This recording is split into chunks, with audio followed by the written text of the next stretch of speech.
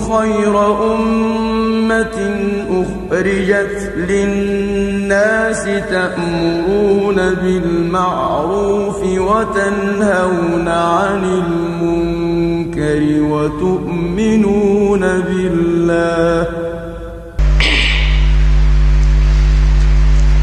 پچھلے خطبے میں ہم نے ایک حدیث پڑھی تھی اور اسے سمجھنے کی کوشش کی تھی. عام طور پر میں کوشش کرتا ہوں کہ پچھلی جو بات ہوئی تھی اس کا کچھ خلاصہ آپ کو کر دیا جائے، ذہنوں کے اندر بات تازہ ہو جاتی ہے اور پھر اس کے بعد ہم آگے چلتے ہیں. یہ معلوم رہے کہ یہ جو سارا سلسلہ ہم چلا رہے ہیں یہ ایک مکمل مضمون ہے. پچھلے خطبے ہمارے اس خطبے کے ساتھ جڑے ہوئے ہوں گے، اللہ نے زندگی رکھی تو آنے والے خطبے اس کے ساتھ جڑے ہوئے ہوں گے، اور اس پورے سلسلے کو مکمل کر کے ہم آپ کے ذہنوں کے اندر ایک تصویر بٹھانا چاہ رہے ہیں اس چیز کی جو اللہ رب العزت کو آپ سے مطلوب ہے، اور وہ خیر ایک بڑی چیز ہے. اس کا ایک خاص وہ حصہ جس کے بارے میں نے بار بار ایک عرض کیا ہے کہ وہ کم از کم چیز ہے، وہ جو زیادہ سے زیادہ ہے اس کے بارے میں آپ کے سامنے بالکل کوئی بات عرض نہیں کر رہا، آپ نے دیکھ بھی لیا ہوگا. وہ زیادہ سے زیادہ وہ اعلیٰ چیزیں، وہ زبردست چیزیں، وہ اونچی چیزیں، وہ ظاہر ہے وہ خاص لوگوں کے کرنے کی ہیں، وہ دین کے اندر، ایمان کے اندر وہ اونچے لوگوں کے کرنے کی ہیں. اور ہم کیونکہ عمومی طور پر انشاءاللہ ہم میں سے بھی کئی سارے بڑے بڑے اچھے ہوں گے، لیکن بالعموم ایسا ہے کہ جی آخری زمانہ ہے اور لوگ بڑے کمزور ہو گئے ہیں، نکمے ہو گئے ہیں، تو بھائی جو آپ کے گوش گزار جو چیز کی جاتی ہے وہ ہے جس سے کم ہے ہی نہیں، جس سے کم کا تصور ہے ہی نہیں، اور اس کا بہت سارے کا تعلق بھی دراصل ایک خاص چیز سے ہے، وہ بھی آپ نے نوٹ کیا ہوگا، اور وہ یہ ہے کہ آپ کے ذہن کو بدل دیا جائے، آپ کی سوچوں کو ہی عبادت بنا دیا جائے. اور یہ جو چیز ہے یہ سب سے، اس میں زور بھی نہیں لگتا، اس میں ہاتھ پیر بھی نہیں آپ کے ہلتے، لیکن یہ ہے کہ آپ کہیں سے کہیں پہنچ جاتے ہیں اور اللہ رب العزت کا جو مطلوبہ انسان ہے اس کے دائرے میں آپ آ جاتے ہیں. پچھلی بار جو ہم نے حدیث پڑھی تھی نبی صلی اللہ علیہ وسلم کی، تو اس میں نبی صلی اللہ علیہ وسلم نے فرمایا تھا کہ ان اللہ یرضی لکم ثلاثا ویکرہ لکم ثلاثا، اللہ رب العزت تمہارے لیے تین باتوں پر راضی ہوتا ہے تم سے، اور تین باتوں پر تم سے ناراض ہوتا ہے. وہ تین باتیں اس کو تمہارے حق میں بالکل پسند نہیں ہیں. ان میں سے پہلی کیا ہے جو اللہ رب العزت جس پر راضی ہوتا ہے؟ فرمایا ان تعبدوہ ولا تشرکوا بہ شیئا، یہ کہ اس کی عبادت کا دم بھرنا ہے اور اس کے جتنے شریک ہیں کسی شریک کو، کسی معبود کو قبول نہیں کرنا، اس سے انکار کرنا ہے، اس کو چھوڑنا ہے، اس کی عبادت کو باطل سمجھنا ہے. اور دوسری کیا فرمائی؟ وَأَن تَعْتَصِمُوا بِحَبْلِ اللَّهِ جَمِيعًا وَلَا تَفَرَّقُوا، اور دوسری بات یہ ہے کہ تم نے سب نے مل کر اللہ کی رسی کو مضبوطی سے تھامنا ہے. سب نے مل کر اپنی اپنی نماز پڑھ لو، اپنا اپنا روزہ رکھ لو، وہ جی اپنے اپنے عمل اچھے کر لو، یہ ساری باتیں بالکل ٹھیک ہیں، اپنے اپنے عمل کر لیں. ہر بندے نے جی اپنی قبر میں جا کر پڑھنا ہے، ہم کہتے ہیں نا عام طور پر، بات غلط نہیں ہے، بات غلط نہیں ہے، ہر بندے نے اپنی اپنی قبر میں جانا ہے، بات غلط نہیں ہے، بات درست ہے. لیکن اس سے جو عام طور پر سمجھا جاتا ہے وہ کیا ہے؟ وہ یہ ہے کہ ہر بندے نے اپنی اپنی حیثیت میں نیک عمل کر کے تو اللہ کے پاس جانا ہے. یہ بات غلط ہے، یہ بات غلط ہے کہ ہر بندے نے اپنی اپنی حیثیت میں اپنے نیک عمل کر کے تو اللہ تعالیٰ کے پاس جانا ہے. جماعت کہاں گئی؟ مل کر ایک قوت بننا حق کی، مل کر دین کو قائم کرنا، دین کو کھڑا کرنا، دین سر اٹھا لے. ایک بندہ جو ہے چاہے کچھ بھی کر لے، کتنی بھی نمازیں پڑھ لے، کتنے بھی روزے رکھے، حتیٰ کہ 100 بندے ہوں، حتیٰ کہ 1000 بندے ہوں، تو وہ جتنا مرضی کر لیں، ان کے دم سے اسلام سر نہیں اٹھاتا. 1000 کیا، کتنے مسلمان ہیں اس وقت؟ کتنے مسلمان ہیں روئے زمین پر اس وقت؟ کہتے ہیں جی کہ 1.25 ارب سے لے کر 1.5 ارب مسلمان ہیں. اچھا، اتنے مسلمان ہیں، ان میں سے ٹھیک ہے بہت سارے ہوں گے چلیں جی نمازیں نہیں پڑھتے ہوں گے، مگر کبھی سوچا کہ ان میں سے جو نمازیں بھی پڑھتے ہیں وہ بھی اللہ کا شکر ہے تھوڑے تو نہیں ہیں، ٹھیک ٹھاک تعداد ہے. اتنے لوگ نمازیں بھی پڑھتے ہیں، روزے بھی رکھتے ہیں، پیسہ ہو تو حج بھی جا کر آتے ہیں، اور بھی سارا کچھ کرتے ہیں. لیکن یہ کہ اسلام، وہ کتنے تھے جن کے دم سے اسلام نے سر اٹھا لیا تھا؟ کتنے تھے جی؟ وہ کہتے ہیں جی بدر میں 313 تھے. ابھی نبی صلی اللہ علیہ وسلم کی 14-15 سال کی محنت، اور اس کے نتیجے میں چلیں پیچھے عورتیں وغیرہ بھی ہوں گی، بچے بھی ہوں گے، تعداد چلیں زیادہ ہوگی، لیکن ان میں سے جو مرد جو ہیں جو لڑائی کے قابل نکل سکے تھے وہ صرف 313 تھے. اور اتنے سے اگر چلیں عورتوں بچوں کی تعداد ملا کر کتنے ہو گئے ہوں گے؟ کل 1000، 1500، 2000 بندہ ہوگا مسلمان. روئے زمین پر 1500-2000 بندہ مسلمان، ان کے دم سے اسلام نے سر اٹھا لیا. وہ کیا ہوا؟ یہ سمجھنے کی بات ہے. وَأَن تَعْتَصِمُوا بِحَبْلِ اللَّهِ جَمِيعًا. سب اسلام کے کچھ فرض بالکل ضرور ایسے ہیں کہ آپ اپنے وہ اس گٹھ میں بیٹھ کر کر لیں، آپ اس کونے میں بیٹھ کر کر لیں، آپ اپنے اس گھر کے اندر کمرے کے اندر کر لیں. بلا شبہ اسلام کے بہت سارے اعمال ایسے ہیں جو آپ اپنے گھر میں کرنے، آپ کے گھر میں کرنے کے ہیں، مسجد کے کسی کونے کسی گوشے میں کرنے کے ہیں، اعتکاف میں بھی حجرہ بنا کر آپ لوگوں سے چھپ کر کرتے ہیں. اللہ اللہ کرنا، دعا کرنا، تسبیح کرنا، ذکر اذکار کرنا، اور بہت سارے راتوں کو اٹھ کر تہجد پڑھنا. کوشش کی جاتی ہے کہ یہ جتنا چھپ کر ہو جائے، یہ زیادہ لوگوں کو دکھانے کی چیز نہیں. بلا شبہ اسلام میں ایسا ہے، مگر ہم نے سمجھ لیا کہ شاید یہ اسلام کے جو بھی اعمال ہیں وہ ان کا تعلق ایسا ہی ہے کہ جو اپنی اپنی حیثیت میں مسجد کے کسی کونے میں، کسی گوشے میں، اپنے کمرے میں چھپ کر وہ سارا نہیں، ایسا نہیں ہے. وَأَن تَعْتَصِمُوا بِحَبْلِ، مل کر دین کو پکڑنا ہے، مل کر دین کو، اللہ کی رسی کو، اللہ کے نام کو، اللہ کی عظمت کی بات کو مل کر تھامنا ہے، اس کو قوت دینی ہے، اس کو طاقت دینی ہے. اور ایسا ہو کہ آپ کے ملنے کے دم سے اسلام سر اٹھا لے. اسلام جو ہے وہ اس کے نام پر ذلت اور مسکنت اور پسماندگی اور یہ ہزارہ قسم کی جو ہے وہ تانے یہ ملتے رہے دین کو نہیں، بلکہ ایسی چیز ہو کہ جس کے دم سے اسلام کو زمین میں قوت ملے. یہ باقاعدہ اور 3 موٹے احکام سنو ذرا. اب یہ کہ نبی صلی اللہ علیہ وسلم نے کوئی لمبی لسٹ نہیں بتائی، موٹے موٹے اسلام کے 3 احکام. پہلا کیا بتایا کہ اللہ کی عبادت، اللہ کے سوا کسی کو شریک نہیں کرنا، جتنے باطل معبود ہیں ان کا انکار کرنا. اور دوسرا فریضہ بتایا، وہ کیا ہے؟ وہ یہ ہے کہ اسلام کو مل کر مضبوطی کے ساتھ جماعت بن کے قوت بن کر تھامنا ہے. ولا تفرقوا، اور اس کے اندر ٹولیاں، پارٹیاں، یہ مختلف جو ہیں وہ دھڑے اور فرقے، کبھی یہ فرقے مسلکوں کے بنیاد پر ہوتے ہیں، پتہ نہیں کہاں سے آ گئے، پتہ نہیں کہاں سے آ گئے. یہ دین ہے نہیں، یہ دین نہیں ہے. وَأَن تَعْتَصِمُوا بِحَبْلِ اللَّهِ جَمِيعًا، سب نے مل کر اللہ کے رسی کو مضبوطی سے پکڑنا ہے. ٹولے، فرقے، مسلک، برادریاں، دھڑے اور یہ سارا کچھ جو نظر آتا ہے، یہ باقاعدہ 3 بنیادی احکام، ان میں سے یہ ہے کہ یہ نہیں ہونا. تو یہ ہے دوسرا وہ چیز جس سے اللہ رب العزت انسانوں سے راضی ہوتا ہے.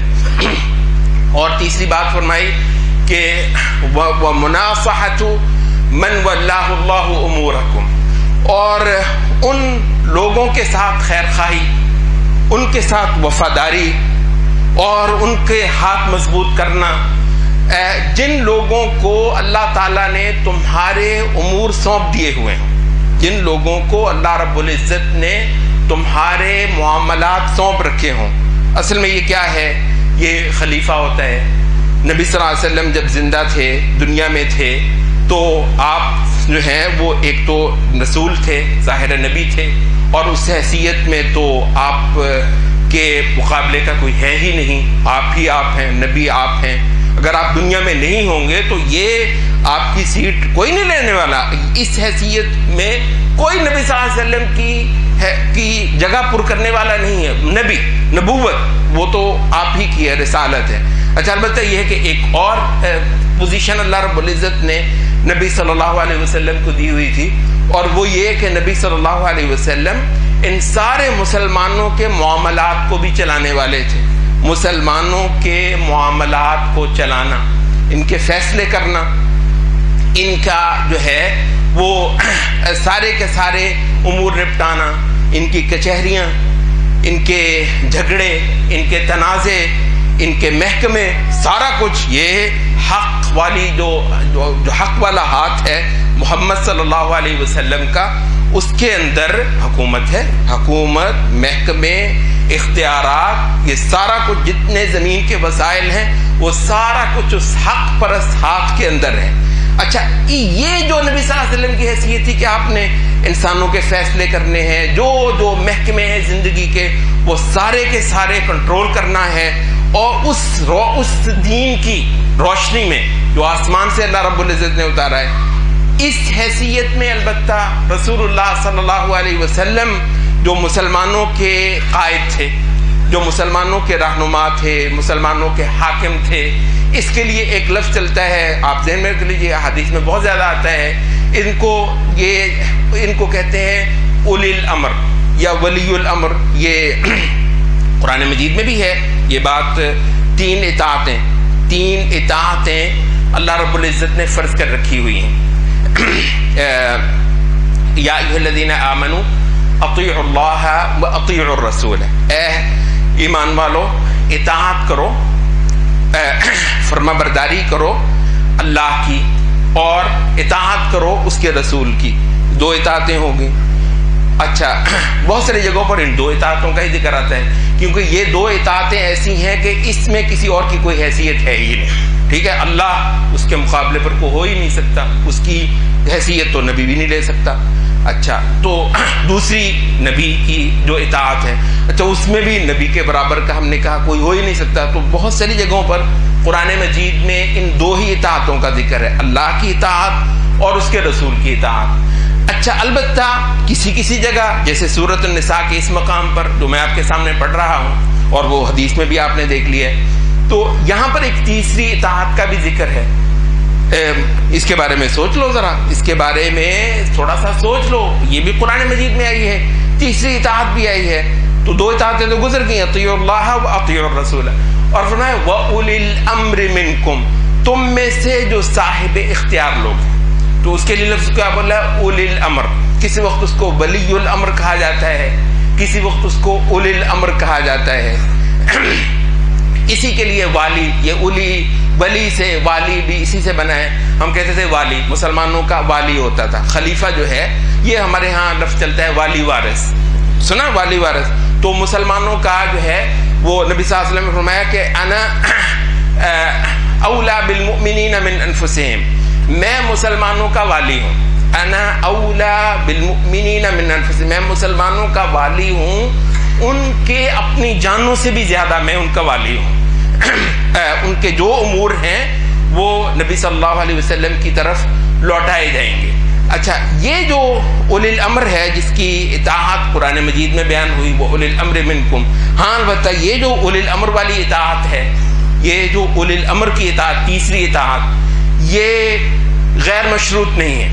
یہ غیر مشروط نہیں ہے، مطلق نہیں. اللہ کی اطاعت مطلق ہے، مطلق. اللہ کے آگے کوئی نہیں کہہ سکتا جی کیسے، کیوں. یہ تو آج کے زمانے میں ہوگا کوئی بدبخت جو پوچھتا ہوگا جی کیوں اور کیسے. سبحان اللہ، زمین آسمان کا مالک کوئی حکم نازل فرمائے اور تم بولو کہ کیسے اور کیوں، تو اللہ کی اطاعت تو ہے مطلق اطاعت، اور رسول کی اطاعت یہ بھی مطلق اطاعت ہے۔ اس کیونکہ یہ جو ہے من یطع الرسول فقد اطاع اللہ، جو رسول کی اطاعت کرتا ہے دراصل وہ اللہ کی اطاعت کرتا ہے۔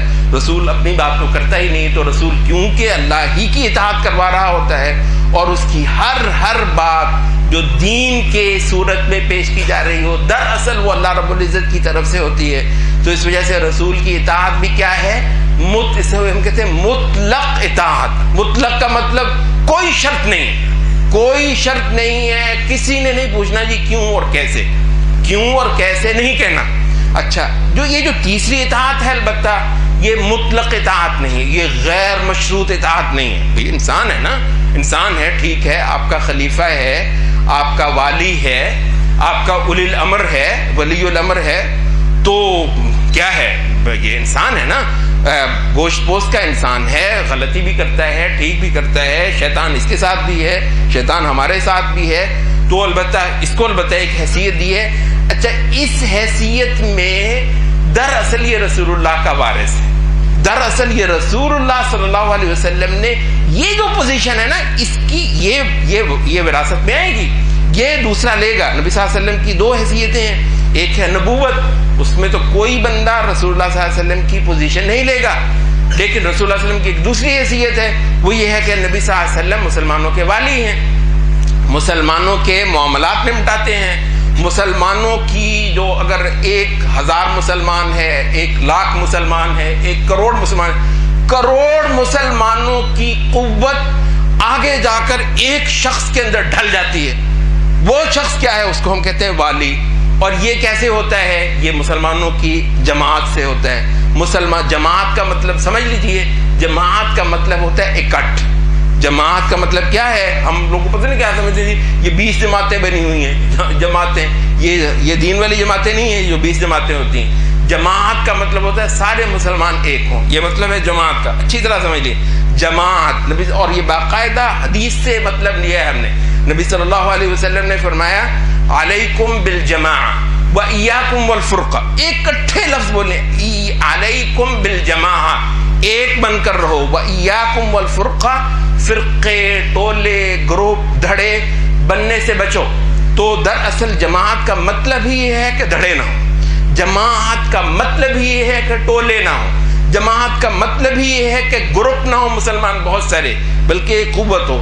تو جہاں مسلمان جتنے بھی روئے زمین پر ہیں، وہ 1000 ہوں، 1,00,000 ہوں، 1 کروڑ ہوں، 1 ارب ہوں، سب کی قوت ایک قیادت کے اندر جو ہے وہ ڈھل جائے، وہ اتنا زوردار۔ آپ نے دیکھا ہوگا یہ ایک انگلی ہے، یہ ایک انگلی ہے، یہ ایک انگلی ہے، یہ جب ساری انگلیاں مکنے تو یہ ایک مکہ بنتا ہے۔ یہ ساری انگلی، مکہ کیا ہوتا ہے، ساری انگلیوں کی قوت ایک جگہ آئی ہوئی ہوتی ہے، اور وہ باطل کے منہ پہ پڑتا ہے تو اس کے دانت توڑ دیتا ہے۔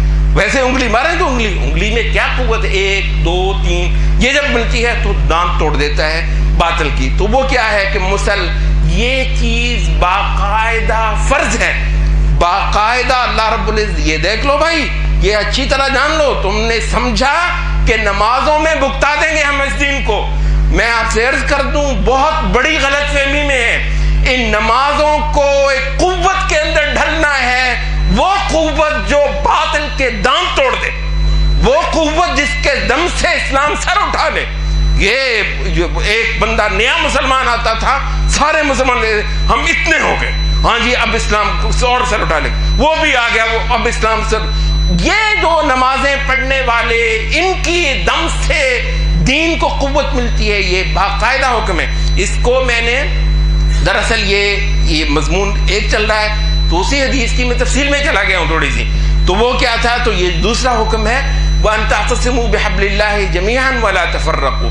تو یہ جو حیثیت ہے کہ مسلمانوں کا مل کر ایک اکٹھ بننا، مسلمانوں کا مل کر ایک قوت بننا، ایک جماعت بننا، تو باقاعدہ فرمایا کہ یہ اللہ رب العزت کی طرف سے تم پر ایک فریضہ ہے، وَأَن تَعْتَصِمُوا بِحَبْلِ اللَّهِ جَمِيعًا وَلَا تَفَرَّقُوا۔ تیسری بات فرمائی وَمُنَاصَحَةُ مَنْ وَلَّاهُ اللَّهُ أُمُورَكُمْ۔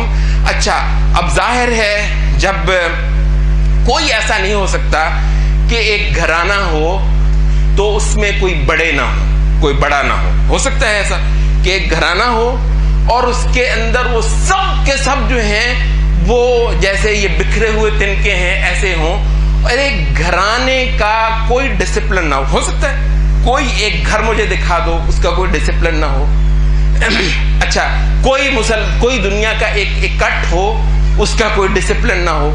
تو اس وجہ سے جب اکٹھ ہونا ہے تو لازماً اس کا ڈسپلن ہونا ہے. تو جب جماعت ہونی ہے تو لازماً پھر جو ہے وہ اس کی ایک قیادت ہونی ہے. یہ وجہ ہے حضرت عمر، لوگ اس کو حدیث سمجھتے ہیں، حدیث کے طور پر تو اس کا ثبوت نہیں ہے، لیکن حضرت عمر رضی اللہ عنہ کا یہ قول ہے اور یہ بہت اہم ہے، ہمارے اس موضوع سے بہت متعلقہ ہے. فرمایا کہ لا اسلام الا بجماع، لا اسلام الا بجماع، اسلام ہوتا کوئی نہیں ہے جب تک کہ جماعت نہ ہو. اسلام بغیر جماعت کے نہیں ہوتا ہے. یہ کہ علی کے لیے نمازیں پڑھ لیں تاکہ یہ جو ہے چاہے آپ نے اکٹھے ہو کر بھی جماعت کے ساتھ نمازیں پڑھ لی، زندگی میں جو جماعت بننا. تو فرمایا کہ اسلام بغیر جماعت کے نہیں. اچھا تو جماعت آ گئی دین میں. اچھا آگے پھر فرمایا اچھا جماعت کیسے ہوتی ہے؟ بس آپ نے کہہ دیا سو جماعت ہو گئی؟ نہیں. آگے حضرت عمر کہتے ہیں کہ ولا جماعت الا بامارہ، جماعت نہیں ہوتی مگر اس کی کوئی قیادت ہوتی ہے. جماعت ہوتی ہے امارت کے ساتھ، جماعت ہوتی ہے کہ اس کا کوئی سربراہ ہو، جماعت ایسی ہوتی ہے کہ اس کا کوئی سرا ہو، کوئی آگے لگنے والا ہو. سارے ہزار یا لاکھ بندے کی قوت آگے ایک شخص کے اندر ڈھلنی ہے، اس کو ملنی ہے قوت سب کی، تو اسی سے چیز بنے گی. تو یہ فرمایا کہ لا جماعت الا بامارہ. البتہ آگے بھی بتائی حضرت عمر نے اور کہا کہ ولا امارۃ الا بطاعہ. اچھا عمارت جو ہے وہ کچھ نہیں ہوتی جب تک اطاعت نہ ہو. سارے اس کی مانیں گے تو اس کا نام عمارت ہے نا. ویسے کیا چودھری بنا دو اس کو، یہ چودھری بنا دو اس کو، جیسے پاکستان کا صدر ہوتا ہے، کہہ دو اس کو 20 بار کہہ دو، بیٹھا نہ بیٹھا ایک برابر، نہ ہو تو کفر پڑ جائے گا، ہو تو کفر پڑ جائے گا، وہ کچھ بھی نہیں ہوتا ہے. تو اس کا تو وہ کیا ہے کہ پھر اس کو بنانا. یہ ہے وہ چیز جو اس حدیث میں فرمائی کہ وَأَن تُنَاصِحُوا مَنْ وَلَّاهُ اللَّهُ أُمُورَكُمْ، اور یہ کہ تم اپنی وفاداری، اپنی قوت، اپنی طاقت، اپنی صلاحیتیں دیا کرو، سونپ دو، اس کے اندر قوت کو مجتمع کر دو. یہ ہے مناصحت، یہ ہے اس کی وفاداری اور اس کی خیر خواہی جن لوگوں کو اللہ تمہارے معاملات سونپ دے. اس کی وضاحت ابھی اور ضروری ہے، انشاءاللہ مزید کریں گے کہ کیا مطلب ہوتا ہے، کیوں یہ معاملات جو ہیں وہ اللہ رب العزت کے دین کو جاننے والوں کے ہاتھ میں ہونے چاہیے، اور ان کو من واللہ اللہ امورکم کہا جاتا ہے کہ یہ ہیں جو تمہارے معاملات کو اللہ رب العزت کے اتارے ہوئے دین کے مطابق چلائیں گے. تمہاری ساری اجتماعی زندگی انشاءاللہ العزیز یہ اللہ کی اطاعت کے رخ پر آ جائے گی. اس کی وضاحت انشاءاللہ مزید کریں گے، مگر یہ 3 حکم ہو گئے. ٹھیک ہے جی، 3 یہ حکم ہو گئے: اللہ کی عبادت، شرک نہیں کرنا، اور مل کر ایک قوت بننا ہے دین کے لیے، اور پھر اس قوت کے اندر وہ جو مل کر عمل کرنا ہے اس میں جو کوئی ڈسپلن ہوتا ہے اور اس ڈسپلن کی کوئی جو قیادت ہوتی ہے اس کے پیچھے کھڑے ہونا ہے اور اس کی مناصحت اور اس کی خیر خواہی اور اس کی وفاداری کرنی ہے. اچھا اور فرمایا کہ وَيَكْرَهُ لَكُمْ ثَلَاثًا، 3 چیزیں جو ہیں وہ تمہارے حق میں اللہ رب العزت ناپسند فرماتا ہے. القیل والقال، یہ جو قیل و قال ہے اس سے ہم نے کہا تھا کہ محدثین نے اس کی وضاحت کی ہے کہ یہ جو زبان کو بے لگام چھوڑ دیتے ہیں، اور آپ نے ہمیشہ ہی دیکھا ہوگا، کبھی آپ دیکھ لیجیے گا، یہ دیکھیں اسلام کو بالکل ناپسند نہیں ہے یہ بات کہ آپ لوگ خوش گپیاں کیا کریں، لگیں مذاق کرنا. آپ کو پتا ہے مذاق، بڑا بڑا مذاق صحابہ کرتے تھے، بڑا بڑا مذاق جو ہے وہ صحابہ کرتے تھے، تابعین کرتے تھے. اتنا مذاق کہ آپ حیران رہ جاتے ہیں. تاکہ وہ مذاق میں ایک آدمی نے وہ کہتے ہیں کہ وہ اپنا ایک ساتھی جو ہے بیچ دیا مذاق میں. وہ کہنے لگا کہ بھئی یہ ایک بندہ تھا وہ غلام خریدتا تھا، کہتے یار میرا ایک غلام ہے تو ہے بڑا کبا، بہت قابو نہیں آتا. اور تھوڑا سا خر دماغ بھی ہے. ابھی جب میں تمہیں وہ لینے جائے گا وہ کہے گا کہ وہ تو غلام ہی نہیں ہے. تو اس کو پکا کر لیا, حالانکہ یہ اس کا ساتھی ہے, صرف اس کے ساتھ مذاق کرنا چاہ رہا ہے, اور اس سے جو ہے وہ سودا کر لیا. کہنے لگا یہ ہے میرا غلام, لے جاؤ. اب وہ اس کو پکڑ رہا ہے. وہ کہتا ہے مجھے کہاں لے کر جا رہے ہو؟ کہتا ہے تجھے تیرا میں نے سودا کیا ہے, پیسے دیے ہیں تیرے. کہتا دماغ خراب ہے تیرا؟ کہتا ہے جی پیسہ لیا ہے. تو وہ کہتا ہے میں کسی کا غلام ہوں؟ کہتا ہے مجھے وہ یہی کہتا تھا کہ یہ ایسا بندہ ہے ماننے گا بھی نہیں کہ غلام ہے. اب وہ تگڑا تھا, اس نے قابو کر لیا. وہ اس کو لے کر وہ جا رہا ہے. پھر یہ آیا کہتا ہے چھوڑ دے میں مذاق کرتا. ایسے مذاق یہ صحابہ میں چلے, ایسے دیکھو یہ چیز سمجھ لیجیے. بعض اوقات مولویوں نے وہ ایسے چہرے پر مسکراہٹ بھی نہیں آنی ہے, ہنسنا بھی نہیں ہے, مذاق بھی نہیں کرنا ہے, شغل بھی نہیں کرنا. نہیں, بالکل نہیں. شغل, ہنسی, مذاق, خوش گپی اور یہ اچھا موڈ کرو, جتنا کرنا ہے کرو, بالکل کوئی مسئلہ نہیں ہے. انشاءاللہ کبھی موقع ہوا اس بارے میں آپ کو بتاؤں گا کہ نبی صلی اللہ علیہ وسلم نے صحابہ کو کتنی چھوٹ دی تھی اس معاملے میں, اور ان کے جو رہن سہن ہے, ان کے جو رسم و رواج ہے, سوائے کوئی ایسا رسم اور رواج جو باقاعدہ شریعت سے متصادم ہو, بس ٹھیک ہے وہاں پر, ورنہ یہ کہ ان کے طریقے, رہن سہن, رسم رواج, وہ جو ان کے ہاں چلا جاتا تھا, پوری اس کی باقاعدہ سرپرستی کی ہے نبی صلی اللہ علیہ وسلم نے. اس کو چھوڑا تو کرو, راتوں کو بیٹھتے ہو بیٹھ لو, مذاق کرنے ہیں, جو کرنا ہے, کہانیاں سنانی ہیں, باتیں سنانی ہیں, ادھر کی کرو جو کرنا ہے. اچھا, البتہ یہ ہے کہ اس کے اندر کسی کی برائی کرنا, کسی کی غیبت کرنا, کسی کو پننا اور چھاننا, وہ اس کے گھروں کا مسئلہ چلا ہوا ہے, وہ اس کی بیٹی, وہ اس کی بہن, وہ اس کی وہ اچھا یہ چل رہا ہوتا ہے. البتہ پتہ چل جائے کہ یہ جو مجلس ہے رات کو جمی ہوئی, ان کے ہاں کوئی حدود اور قیود بھی ہیں, ان کے ہاں کوئی شریعت بھی ہے, ان کے ہاں کچھ حدیں ہیں, یہ پار نہیں کرتے. اور کسی نے جو ہے وہ کسی کی برائی کی, کسی نے جو ہے وہ کسی کی غیبت کی, کسی کی چغلی کی, تو وہاں 20 ٹوکنے, اوے بات سنا, ہمیں اللہ نے ہمارے پاس رسول بھیج کر ہم بدل گئے. وہ پرانے زمانے میں ہوتے تھے کہ ہم جو ہے وہ کسی کی عیب کرتے تھے, کسی کی برائی کرتے تھے, کسی کے ساتھ جو ہے وہ عجیب و غریب جھوٹ بولتے تھے, لوگوں کے بارے میں بہتان گھڑتے تھے. البتہ یہ ہے کہ یہ چیزیں اسلام کی پابند ضرور ہو گئیں, تو وہ ہے قیل و قال جو بے لگام زبان چلتی ہے, تو اس سے بچنا ہے. اور پھر عورتوں کے بارے میں, یہ تو مردوں کی میں نے سنائی ہے نا, مردوں کی مجلسیں, جو عورتوں کی مجلسیں ہوتی ہیں, اللہ ماشاء اللہ ہوتی ہی غیبتیں, ہوتی ہی چغلیاں ہیں. اس کے اندر ایک پورے گاؤں میں, میرا خیال ہے گاؤں نہیں تو کم از کم محلے کے ہر گھر کی ایک بات جو ہے وہ کرنا, اور ہر ایک فلانی کیسی اور فلانی کیسی, ان ساری کو جو ہے نا روزانہ رات کو ریکارڈ پہ آنا ہے اور سارا کرنا ہے. سب کے پردے کھولنا, سب کو جو ہے وہ ذلیل کرنا, یہ ہے. اور پھر وہ ساس کی اور نندوں کی اور یہ رشتہ داریوں کی اور یہ بہوؤں کی, یہ سارا کچھ جو ہے اس کے معاملے میں زیادتی, ظلم جو زبان کے ذریعے سے کیا جاتا ہے. تو فرمایا کہ اسلام آ گیا ہے تو اب جو ہے وہ تمہارا یہ معاملہ نہ ہو, القیل والقال وکثرت السؤال. اور یہ جو ہے سوال جو ہے وہ زیادہ کرنا, یہ دین کے بارے میں یہ شبہات, یہ بحثیں, آپ نے دیکھا ہوگا کسی کو تھوڑا سا دین کا شوق آ گیا, لگا ہوا ہے وہ بحثیں کرنا نہیں, بلکہ یہ تو اہل علم کی طرف دین میں رجوع ہوتا ہے, صرف مسئلے کو جانا جاتا ہے اور اس پر عمل کیا جاتا ہے. دین میں بحثیں اور اس کے اندر پھر مذاق, اور اس کے دین کے اندر جو ایک غیر سنجیدہ رویے ہیں وہ چلتے ہیں, تو ان چیزوں سے روکا ہے. اور وہ اضاعت المال, تیسری چیز نبی صلی اللہ علیہ وسلم نے فرمائی کہ مال کو ضائع کرنا اور مال کو برباد کرنا.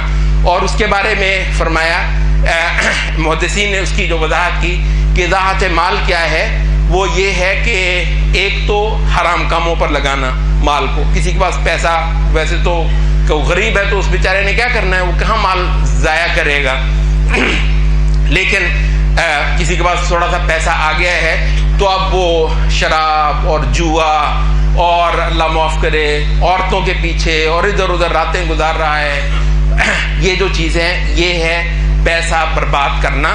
یہ اس نبی صلی اللہ علیہ وسلم کے آنے سے پہلے عموماً لوگوں کا تھا کہ جی پیسہ آ گیا تو پھر عیاشی کرو، پیسہ آ گیا ہے تو پھر پیسہ آنے کا فائدہ کیا ہے پھر جب تک عیاشی نہ کی جائے۔ اور اللہ معاف کرے مسلمانوں میں سے بھی یہ اللہ ماشاءاللہ، یہ کیونکہ لوگوں کی اب بہت زیادہ زندگی ایسی ہو گئی ہے کہ ہر بندہ اپنی اپنی زندگی جیتا ہے ایک دوسرے کو جہاں، ورنہ اکثر لوگ جن کے پاس پیسہ آتا ہے ان کی زندگی کے اندر عیاشی ضرور آتی ہے۔ پیسہ ہو اور اللہ کی عبادت ہو یہ تو خال خال کسی کے ہاں ہے۔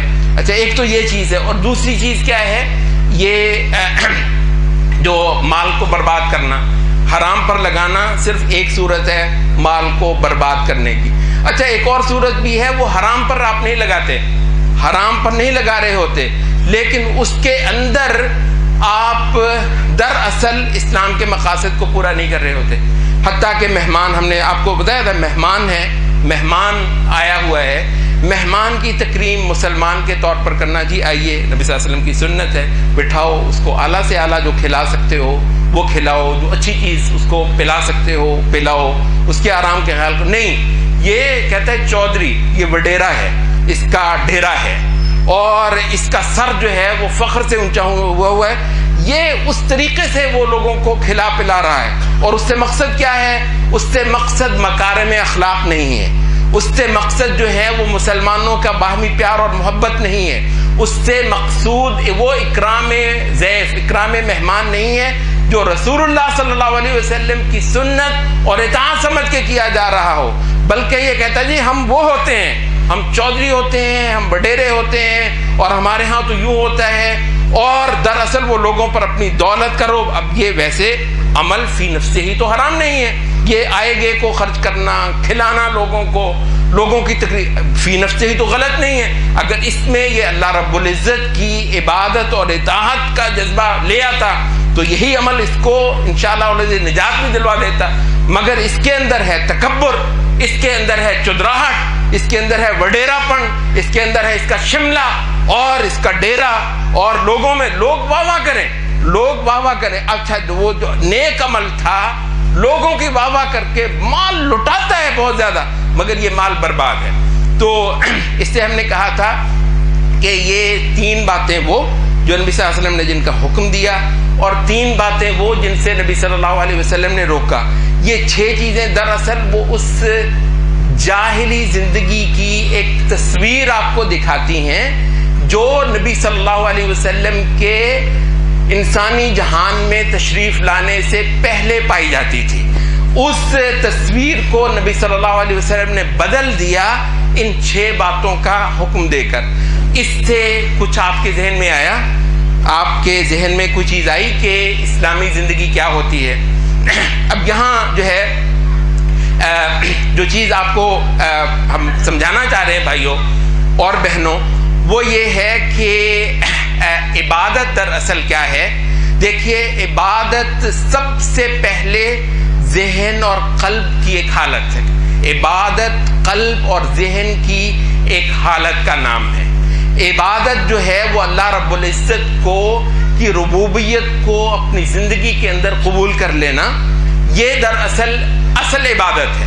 اور یہ وہ عبادت ہے جو آپ بیٹھے ہوئے بھی عبادت کر رہے ہوتے ہیں، آپ چلتے ہوئے بھی عبادت کر رہے ہوتے ہیں، آپ بستر پر لیٹے ہوئے ہیں وہ بھی آپ عبادت کر رہے ہیں، اس وجہ سے کہ آپ نے اللہ رب العزت کی ایک حیثیت کو اپنی زندگی کے اندر تسلیم کر لیا ہے۔ دیکھیے یہ وہ اصل بات ہے، یہ وہ اصل بات ہے جو ہم بار بار سمجھانا چاہ رہے ہیں۔ اللہ رب العزت کا مرتبہ اور مقام اور ایک حیثیت ہے، وہ اپنی زندگی میں قبول کر لیا ہوا ہے آپ لوگوں نے۔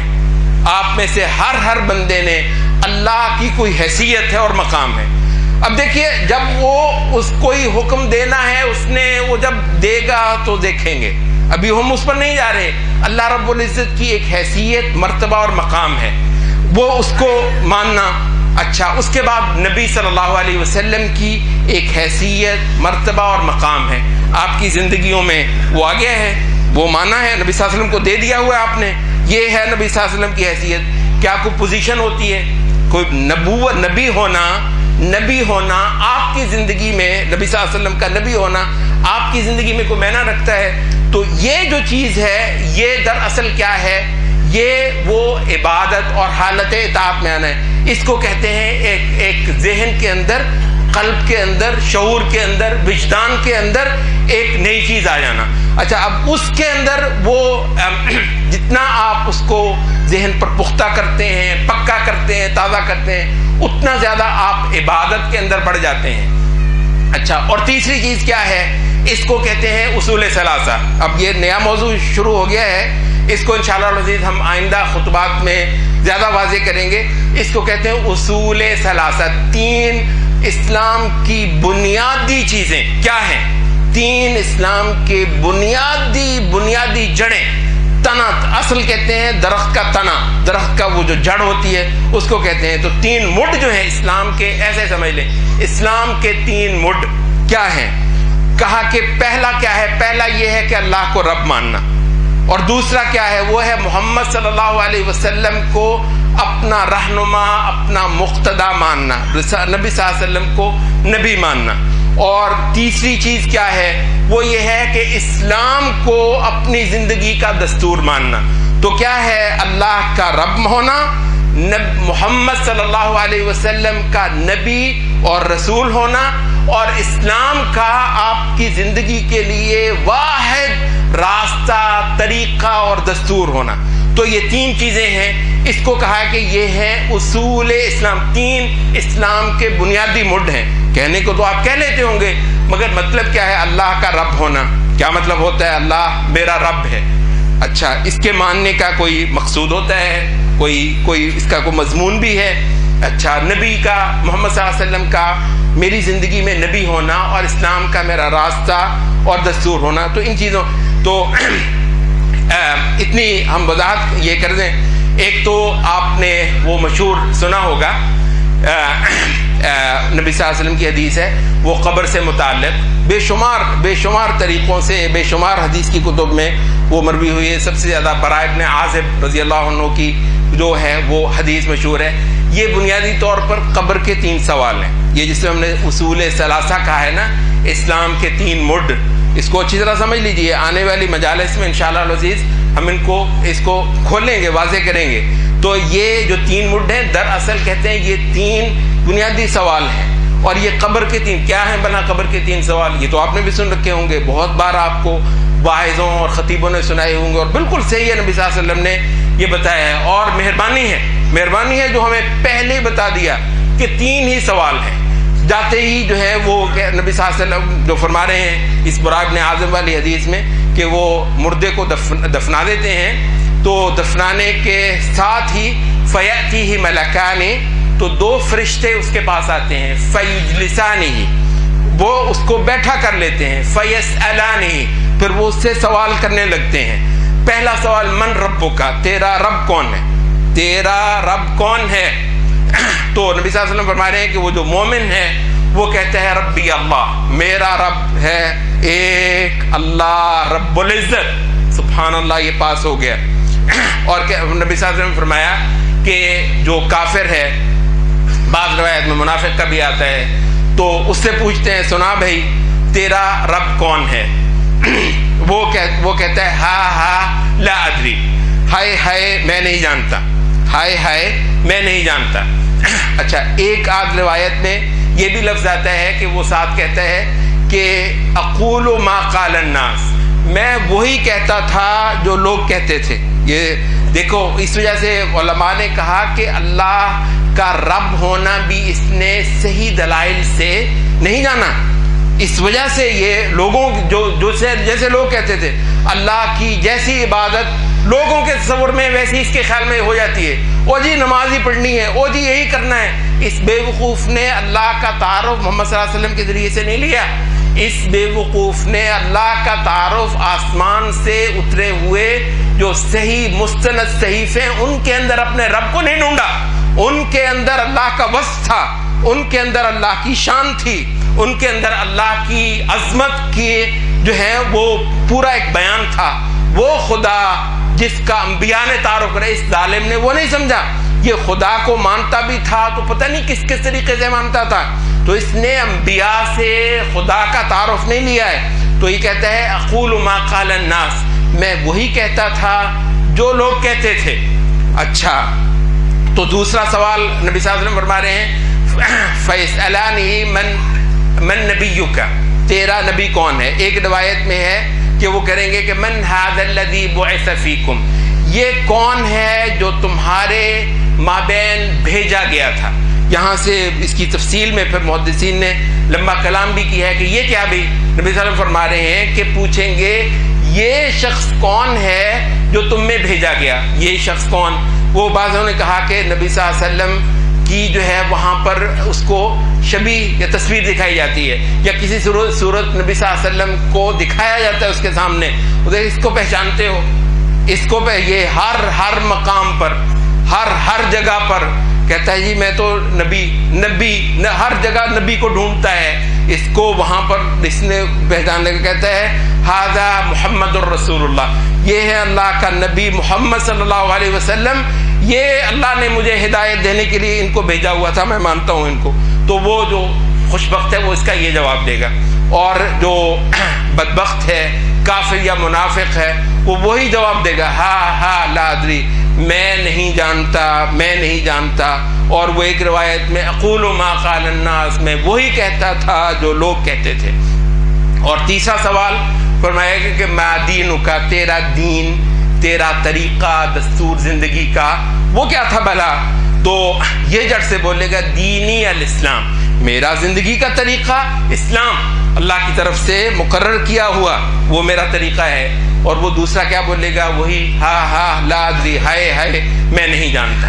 اور وہ ایک روایت میں اقول ما، میں وہی کہتا تھا جو لوگ کہتے تھے. لوگ ادھر کو جا رہے ہیں میں ادھر کو جاتا تھا، لوگ ادھر کو جا رہے ہیں میں ادھر کو جاتا تھا. بھائیو یہ بہت اہم بات ہے. 3 ہی موٹے سوال ہیں، بھلا یہ آج میں نے سنا دیے، سب کو یاد ہو جائیں گے. 3 مشکل باتیں ہیں. جا کر کیا خیال ہے کون جواب دے گا؟ وہی جواب دے گا جس کی زندگی ان سوالوں کا جواب تھی، جس کی زندگی ان سوالوں کا جواب دے رہی تھی، اسی کی زبان وہاں پر کھلے گی. تو یوں تھوڑی ہے، مذاق تھوڑی ہے کہ جی 3 سوال ہیں 3 جملے رٹ جاؤ اور جا کر وہ پیپر جو ہے وہ پاس کر لو، ایسی بات نہیں. تو اس وجہ سے یہ 3 ہیں اقول ما قال الناس. تو نبی صلی اللہ علیہ وسلم فرماتے ہیں کہ فرشتے جو ہیں وہ جو بدبخت ہے اس کو کہتے ہیں کہ لا تلوتا ولا دریتا، نہ تو نے تلاوت کی کبھی ظالم تو نے نہ تو کبھی کوئی تلاوت کی اور نہ کوئی علم لینے کی اور سمجھنے کی کوشش کی. اور انہی احادیث کے بعض روایات میں آتا ہے کہ وہ جو مومن ہے وہ جب 3 سوالوں کا صحیح جواب دے لیتا ہے تو اس سے فرشتے پوچھتے ہیں، کہتے تمہیں کیسے پتا چلا؟ یہ 3 سوال اتنے آئے یہاں فیل ہو گئے، اور اللہ کے بندے تو ایسا خوش قسمت کہ تو نے 3 سوالوں کے صحیح جواب دے دیے، تجھے کیسے پتا چلا؟ کہتا ہے تلوت کتاب اللہ، میں اللہ کی کتاب کو پڑھتا تھا. تو یہ جو ہے اللہ کی کتاب کو پڑھنا اور سمجھنا دراصل اس کے جواب صحیح ہوں گے.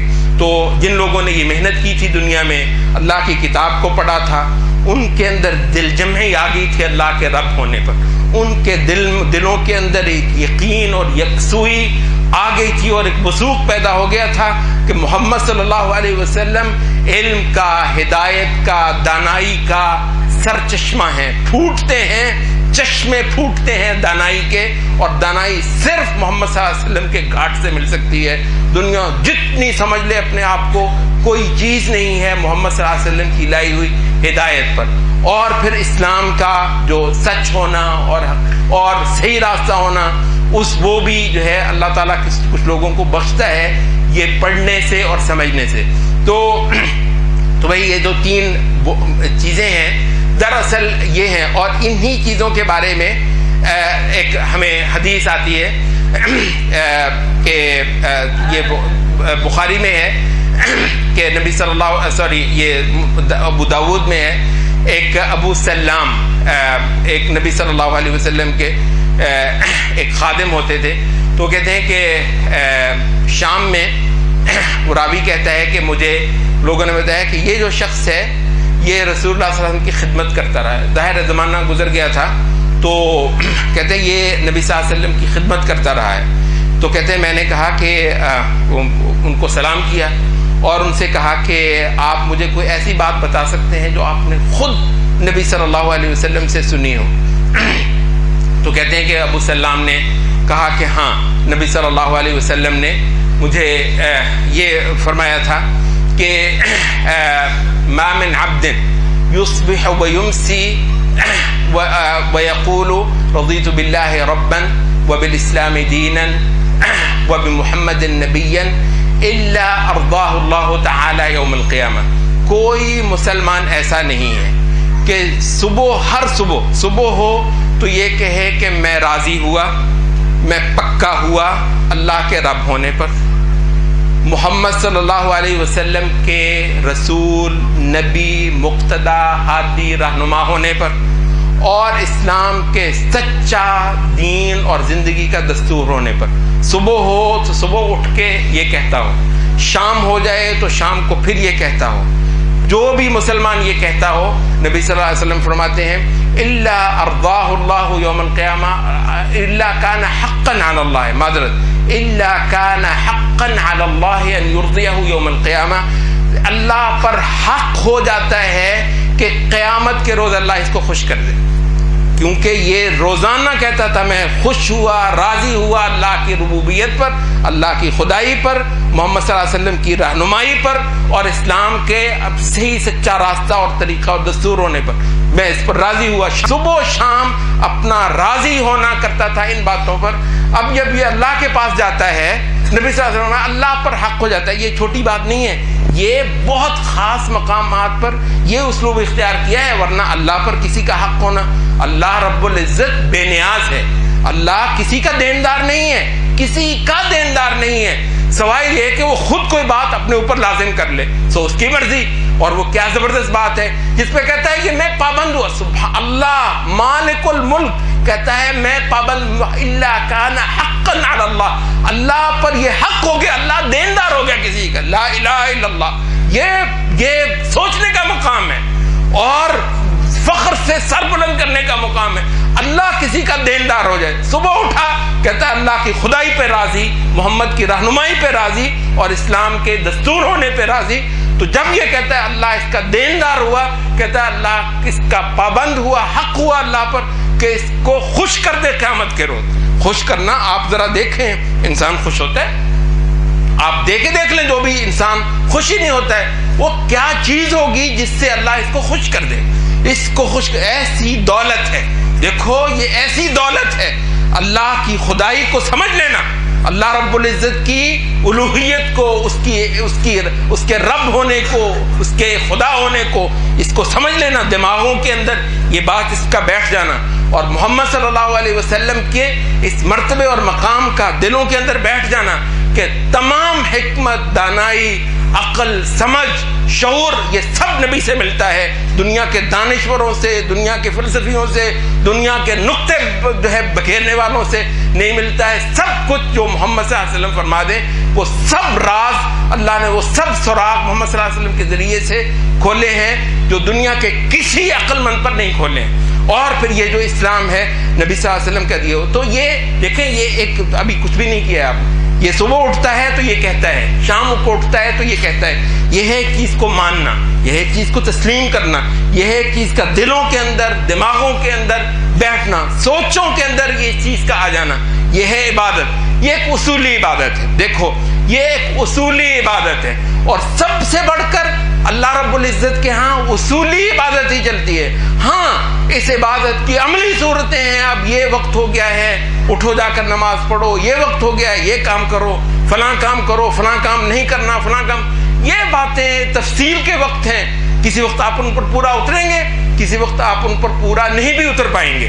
اچھا، اس کے باوجود جو ہے وہ اس راستے جس نے اس کو اختیار کر لیا ہوا ہے، اس راستے کے اندر چلنے والے کے گناہ بھی بخشے جاتے ہیں، کوتاہیاں بھی معاف ہوتی ہیں، قصور بھی جو ہیں وہ نظر انداز کیے جاتے ہیں، کمیاں، کمزوریاں، سارا رب مہربان ہے.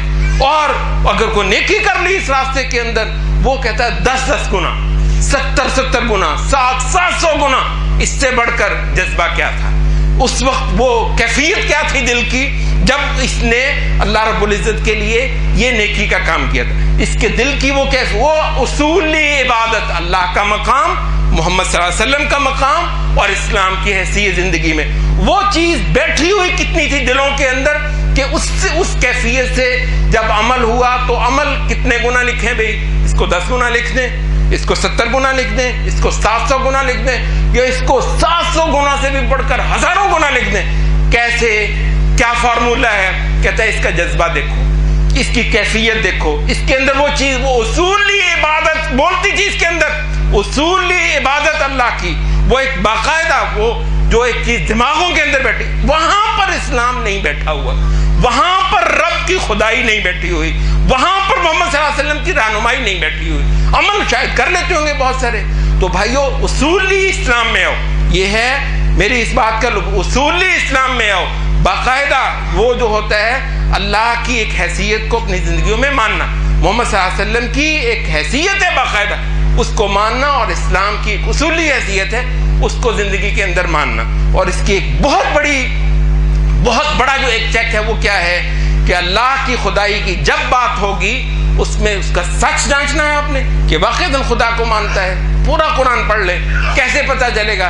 کہتا ہے اللہ کے علاوہ جن جن کی خدائی چلتی ہے دنیا کے اندر، ان خداؤں کا انکار کرنے میں یہ کیسا تھا. پتہ چلے خدا کی، ویسے سارے مانتے ہیں خدا کو، خدا کی خدائی اللہ مانتا ہے سچ اس وقت جب خدا کے جھوٹے خداؤں کے ساتھ اس کا کیا معاملہ. اور محمد صلی اللہ علیہ وسلم کے مقابلے پر جتنے لوگ اپنے اپنے طریقے، طور طریقے، اپنے اپنے جو ہیں وہ رہن سہن کے وہ سارے فلسفے یہ سارے پیش کر رہے ہیں، سب کو ٹھکرانا، یہ ہے محمد صلی اللہ علیہ وسلم کی اطاعت کا جو ہے وہ سچ ہونا. کیسے؟ محمد صلی اللہ علیہ وسلم کے مد مقابل کون کون ہے؟ باپ دادا گرائے تھے، باپ دادا کی حیثیت ختم کر دی تھی. نہیں، باپ دادا تو ساتھ ہی تھے میرے، باپ دادا تو میرے ساتھ ہی تھے. اور یہ جو جتنے دنیا میں فلسفی ہیں ان کو بھی میں مانتا تھا. ہاں جی، محمد صلی اللہ علیہ وسلم کی بھی نعتیں پڑھ لیتا تھا. یہ ظالم، یہ محمد صلی اللہ علیہ وسلم کا منہ لگایا.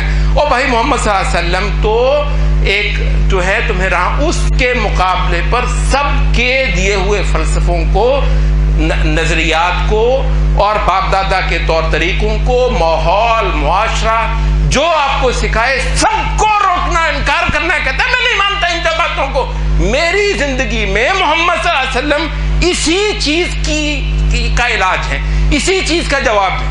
تو محمد صلی اللہ علیہ وسلم کی اس حیثیت کو ماننا. تو ان میں چیک کیا ہے؟ چیک یہ ہے کہ اسلام کے ماں سوا جو دستور ہیں ان کو ٹھکرایا تھا یا نہیں ٹھکرایا تھا؟